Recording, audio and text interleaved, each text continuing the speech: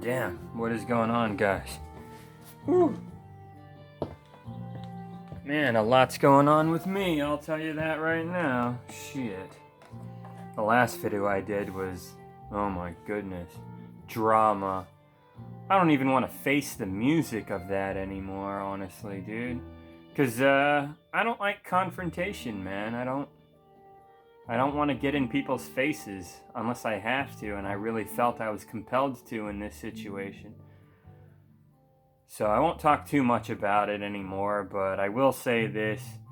I let every fucking motherfucker that I know about this situation, so I'm honestly scared to hop back on Patreon and see the responses that I've gotten. I'm afraid people won't side with me. I'm afraid they'll think I'm crazy or they'll think I'm full of shit because I don't have physical proof that he said these horrible things to me. But, yeah. All I can say is he did block me. He did get rid of all the evidence. What does that tell you? But yeah, what a piece of shit. So yeah, I am a little worried. People won't even not even understand what I'm talking about and stuff like that. You know, what a drag. Like I don't even want to deal with the drama from that. You know, but I have to. Eventually, I'll hop on Patreon and address a lot of the questions I'm sure a lot of people have, like, who the fuck even is that guy? A lot of people are probably going to say.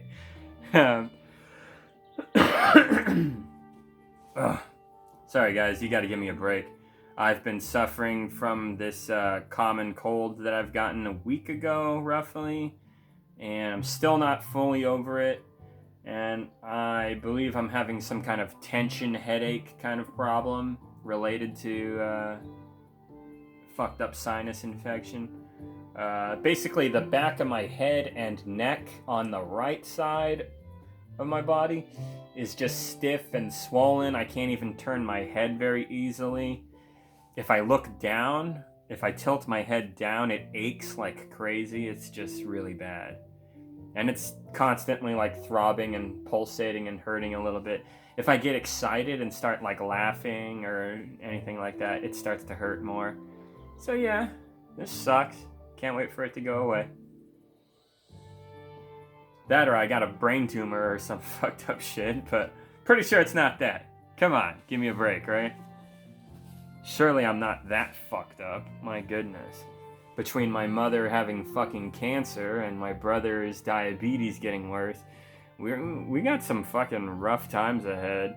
And then I got this foot problem, and our good friend Justin, he's got this back issue that's only getting worse and worse. And yesterday was Sunday, our day off. We were supposed to spend it doing some serious garden work, but Justin's back's all fucked up, and my head was killing me, and yeah. And then my mom, she's sick and needs my brother to do all this extra stuff for her.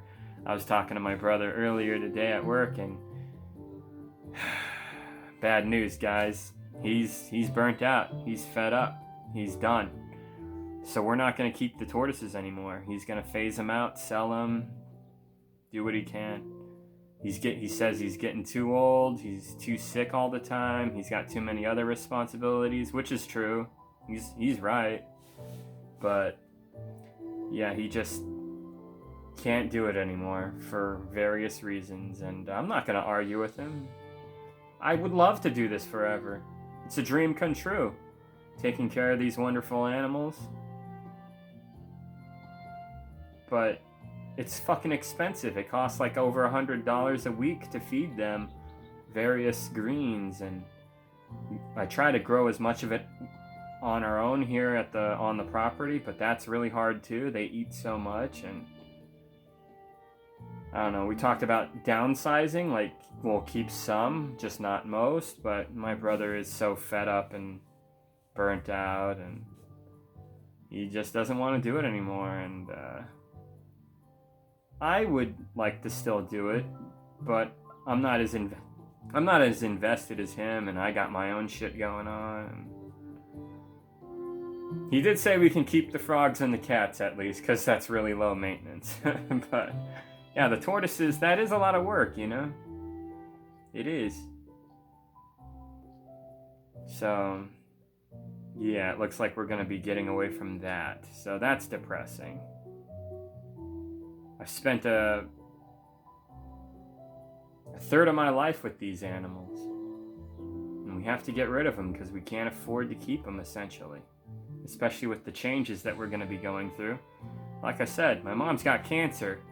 I know you don't give a fuck, DJ Mule, because you're a fucking dickhead, but yeah, this is going to negative impact me and my family. And some fucking changes are going to have to be going down around here, so yeah, depressing, but hey, right? My fucking luck had to run out at some point. My whole life I've been a loser who got shit on and had really bad luck. And then somewhere around after my dad died, I got lucky and got this business and started making big money, and I finally felt like, you know, oh hey, some good luck for a change, yay. And that was going good for a few years, and then my brother got diabetes, and now my mom has cancer, and we're all sort of bummed out with the business too. We're not really as enthusiastic as we used to be. It's just true, man. Like, I used to greet customers at the door like, oh hey, hi, good to see you, welcome, blah blah blah, and just be really talkative and just into it. But today, now I'm just like, fuck off, I'm tired. Get to the fucking point already, customer. Like, are you gonna give me some fucking money now or not? Like, I just have like no patience. I've become like sort of a bitter asshole, and I'm just so tired, you know. Like a lot of YouTubers retiring after 10 or 20 years. I kind of feel like packing it up to a degree these days. Do something else. I don't know. Change, right? It's a bitch. You don't want to face it, but time's not your friend. It's going to take you where it's going to take you. And you can't resist it. So that sucks. Sorry for the fucking massive negativity boner I just slapped you in the face with. It's just, that's just how that goes, you know? I hope that things work out pretty good for me in the future and whatnot. I don't know. Maybe they won't. They probably won't. Seems like for the average person like myself, more bad things happen to you in life than good.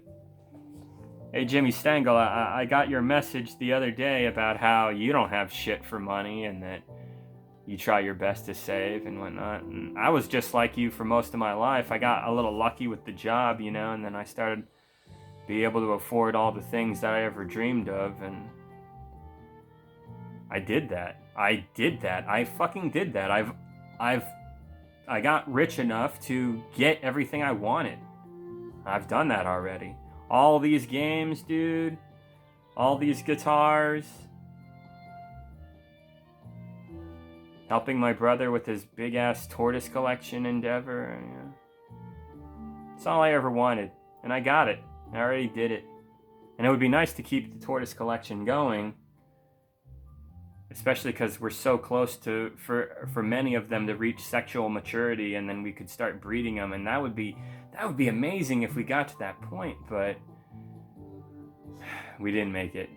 Things are falling apart, you know. We didn't make it. I wish I won the lottery or something. That would definitely help. But we don't have what it takes anymore, man. Nothing lasts forever. Everyone gets burnt out eventually. And, you know, life, man, it's a vase that's crumbling in front of you and you're using glue and duct tape to put it back together as fast as it's falling apart, but eventually that fucker falls apart. Faster than you can do anything about it. And it's getting to that point, so some big fucking changes are gonna happen around here. Most of them negative. And that's just shitty. But Hey, whatever, right? Easy come, easy go. Just fucking deal with it, I guess. Depressing.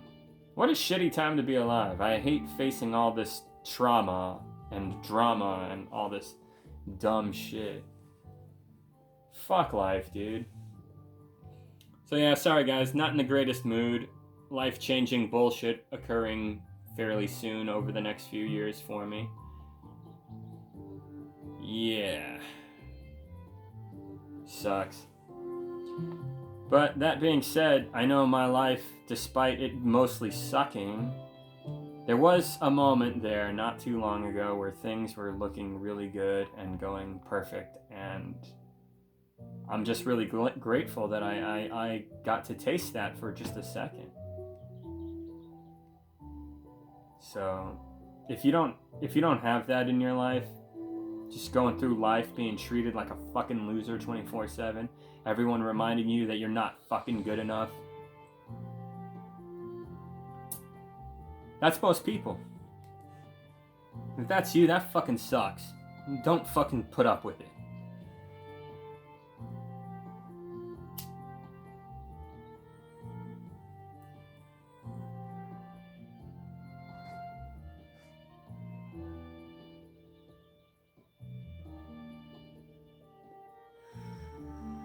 Don't let anybody ever tell you you're not good enough. Because even if they're correct in any shape or form whatsoever, there's always a way to prove them wrong.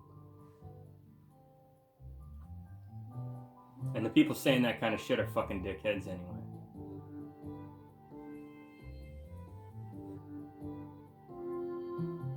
So anyway, I don't want to talk about depressing shit anymore. Sorry for the lame ass part of the video here.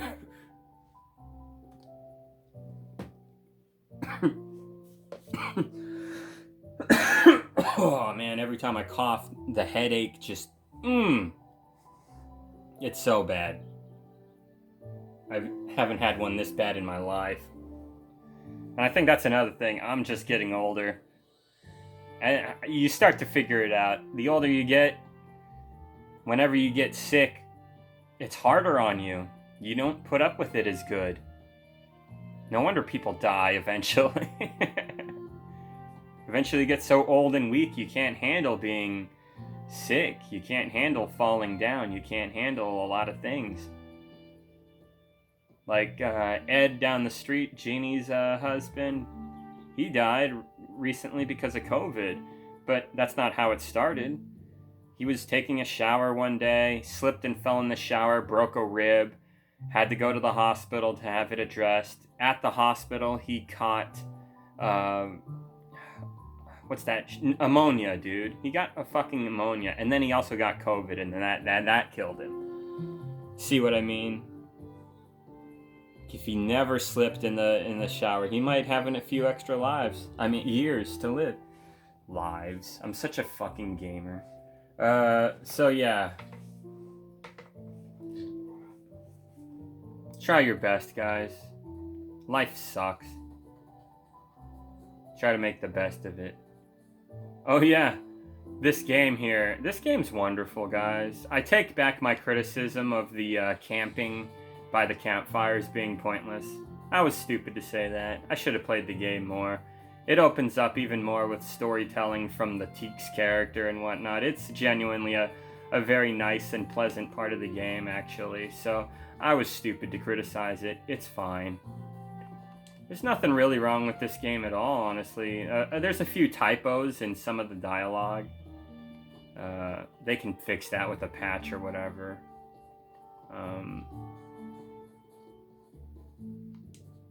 Final Fantasy VII had some fucking dialogue issues, and that's one of the greatest games ever made, so... Small potatoes. Yeah, I can't shit on this game hardly at all. I saw some people's reviews of it. Really beautiful reviews, oh my god. Brings a tear to your eye. But one criticism I saw that I thought was fucking dumb... No offense, I don't mean to sound like a fucking dickhead, but, is that the two main characters here, Vale and Zale. Valerie, or Valir, whatever her name is, and Zale here.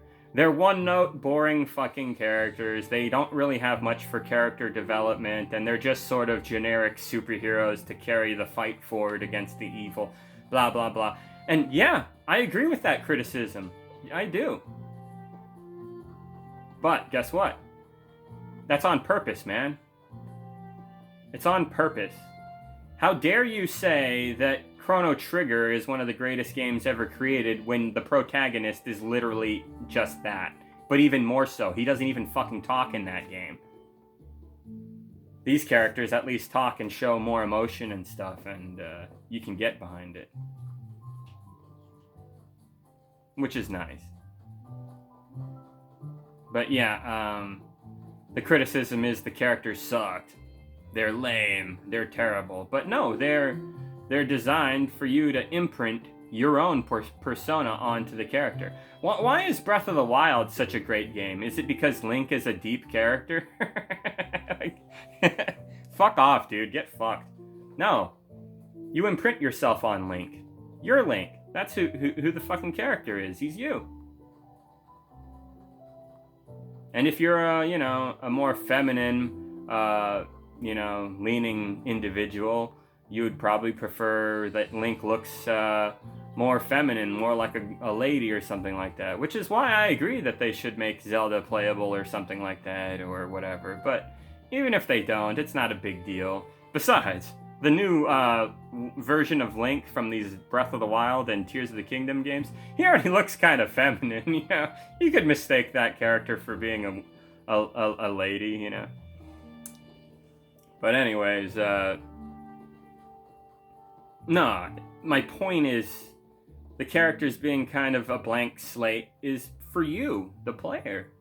It makes you dive into the game more. You are them. You make up your own self in that regard. And some people will criticize this by saying, nah, that's lazy. That's just lazy storytelling. It's like, it's only lazy, dude, if clearly the entire game project has nothing but characters like that, okay? That is when that is lazy, alright? But no, that is not the case with this game. Every other fucking character in the game is literally pretty detailed and rich, you know, aside from generic villager NPCs or whatever, because of course. But you don't care about that. So yeah, Jimmy Stangl, I hope you're watching this video, buddy. I think you can agree with me on this one, right? Because we love Halo games. You know, Bungie Halo games. And how did Master Chief behave in those games? A blank slate for you, the player, to put yourself onto. Jimmy, this might be kind of a personal question, but don't you, like, think of him as your hero? Like, this is someone that you admire and you care about? That you love? That's how you feel about Master Chief, right? And then 343 came along, right? And then they tried to make the Master Chief have his own deep backstory and character and all this stuff, thereby removing the entire imprinting yourself onto him part of the character. And it kind of made things crappier, you know what I mean? I didn't fucking care for it. And then, don't even get me started with the Halo TV show where Chief is now eating ice cream and looking at puppies and singing and dancing at the opera, and he fucks now, apparently. He fucks, dude. Like, what the fuck is going on? Like, this character is very different from the games. In the games, the game would start off, and he would just be laying there, and they would wake him the fuck up, and then you, the player, become him, and do the right thing. It was great. What's so wrong with that? Gotta ruin that, huh? Yep, and 343 sure did. So that stinks. But anyway, I don't think that's a problem in this game. I think it's great. And I think Valir looks cooler, so I picked her. That's all it was. And I love these two characters. I think they're fine, especially towards the end of the game. And I think the only reason that works, actually, aside from the whole imprinting yourself on them narrative that I just fucking explained for the past 10 minutes, but I think what makes it work is these characters, these two right here, they're generational. Characters just like them come every generation. In the game's storyline, they're born on a certain day. That's why they're called Solstice Warriors, you know? And their job is they're born to be destined to fight these evil monsters known as Dwellers to keep their world safe. That's their whole thing. And in the game, there's these two other characters named Brewgraves and Erlina, who are the older versions of these two characters. And I don't want to spoil it, but if you play through the game, somewhere along the line, things didn't go good for the battle duo here. And it's really sad and depressing. And I shouldn't say anything more because you should just play the game yourself and you'll see what I'm talking about. But anyway, the story is mostly pretty much perfect. It's a great storyline. There's a character named Garl, the warrior cook, and he's like the best character ever. And it's kind of hard to talk about his character without crying, because, oh boy. And apparently there's a secret ending. You know how these kind of RPG Chrono Trigger type games are. They always have like a different path or another ending or something like that. Well, this game tried to make it simpler for us, and it's just like, nah, there's the default ending and then there's the true ending.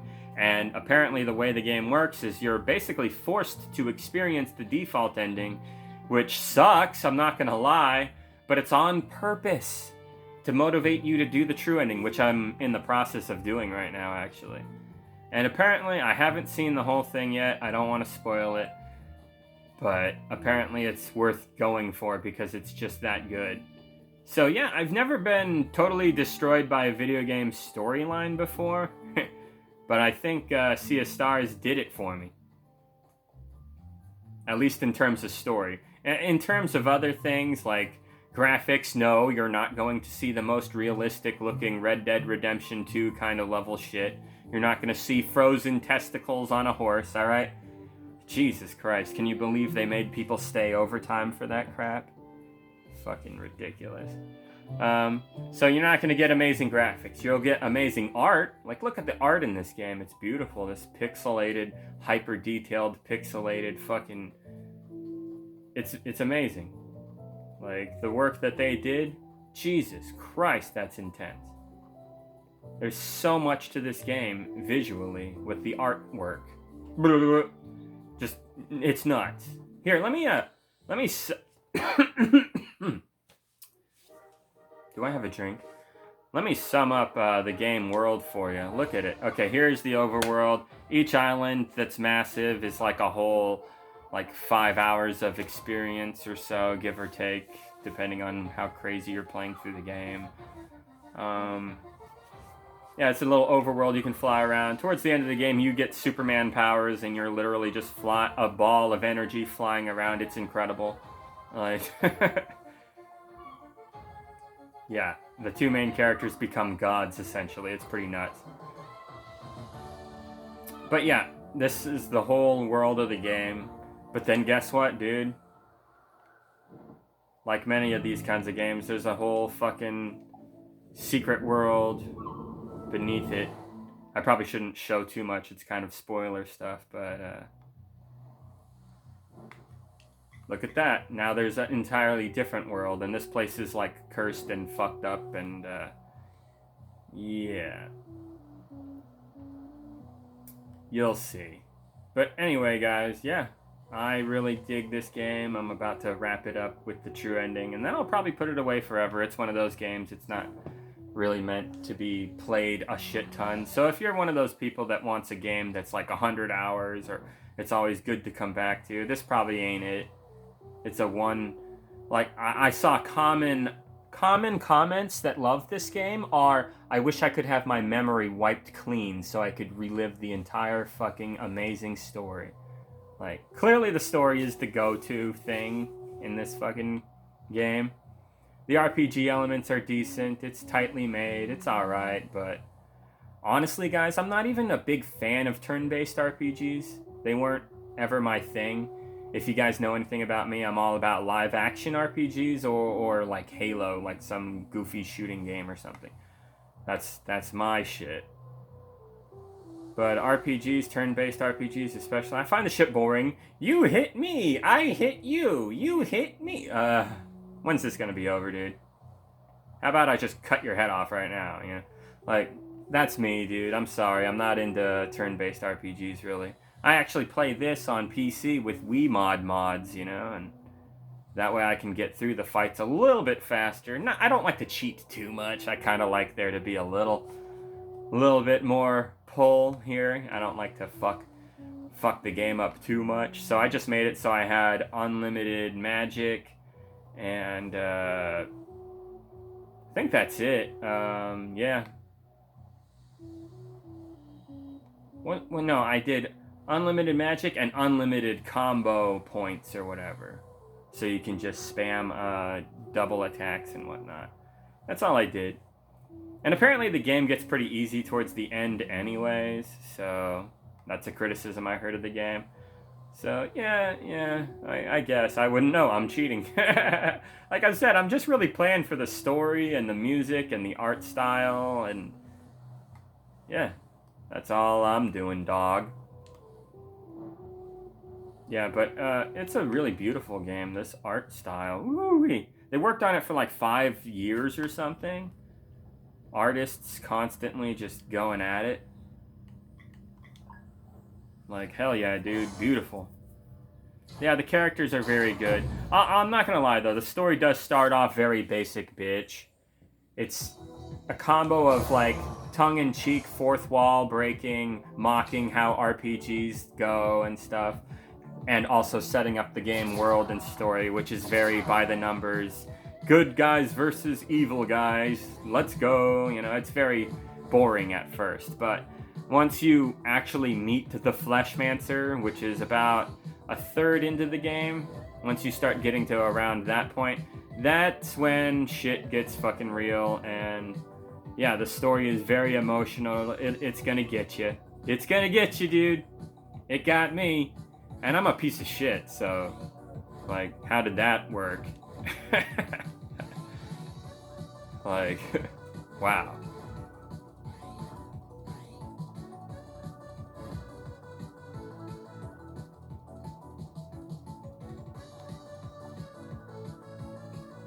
This music is baller. I'm digging this jam. But anyway, guys, yeah, I love this game. I'm so happy that it happened. I remember when it first happened, there was a Kickstarter. I saw GameFAQs or GameSpot was saying, hey, they're trying to raise money for this indie project. What do you think? And I saw it, and as a cheap ass, I was just like, nope, I don't care. But I did say in the back of my mind, good, I hope it's good. Chrono Trigger is one of the most amazing video games ever created. If you can capture at least some of that magic, fuck yeah, dude. And you know what? I think in terms of storytelling, this is next level shit, and I think they killed it. And yeah, I'm so blown away that, yeah, I think I'm going to do what I can to help fund a sequel to this. You guys need some fucking money? You got it. I already bought your fucking game. I'm gonna fucking give you guys more money because I think y'all are cool. Oh, and I was also looking into some controversy that happened with the developers. They apparently came off as Jordan Peterson fanboys on accident. Yeah, one of their developers and writers or whatever was complimenting Peterson on some of his self-help stuff. Because at the time, this particular developer that they had, apparently he's a young guy and he was going through mental health issues, and he's also a foreigner, so he doesn't speak the greatest English. He came off making a character sound like Jordy Peterman there, the fucking wacko. And this was a long time ago, keep this in mind. This was not even on Sea of Stars. This was the last game they worked on. So this is like fucking 7 years ago or some shit. And yeah, apparently he made one of the characters in the game, The Messenger, that's what this game was called, which is apparently not a bad game, and I should check it out. So I think I will. Apparently The Messenger, in that game, a character comes off sounding like Jordy Peterman, and that's not good. Because if you know anything about the guy, he's a crazy religious zealot Nazi fucking weirdo now. But when he first hit the scene, he tried to pass himself off as just some, you know, liberal, oh, I'm misunderstood, I just want to help people. And a lot of people took the bait. I didn't, because I'm smart enough, you know. I guess, I don't know, I got lucky and didn't read him as a fucking saint. I thought he was a piece of shit from the get-go. Something just set me off about the dude. I was like, this guy thinks he knows everything, fuck you, dude. The rebel in me made the right choice for me, because yeah, it turns out he's a psychopath. But anyway, this developer working at Sabotage at the time apparently enjoyed some of his teachings and made a character sort of like him. And people caught on, of course, so they asked Sabotage, hey, you don't actually like endorse what that wacko is saying, right? He wants like people dead and shit. You know, like he apparently came out saying that people suffering from depression should just fucking end it, they're too weak, or something like that. Don't quote me exact, some vile shit that was like really punching down at people. And instead of doing what I would have done, which is like, oh, I fucking seriously offended you guys? Fuck, I screwed up, I'm sorry. You know, instead of that, doubling down and being a fucking giant asshole about it and making it worse by saying even more cruel, fucked up, crazy things. Yeah, not a good person. So anyway, they asked Sabotage, the guys who made this fucking game you're looking at right now, this beautiful work of art. Oh, what's up? Oh, I'll finish this video later. I gotta go.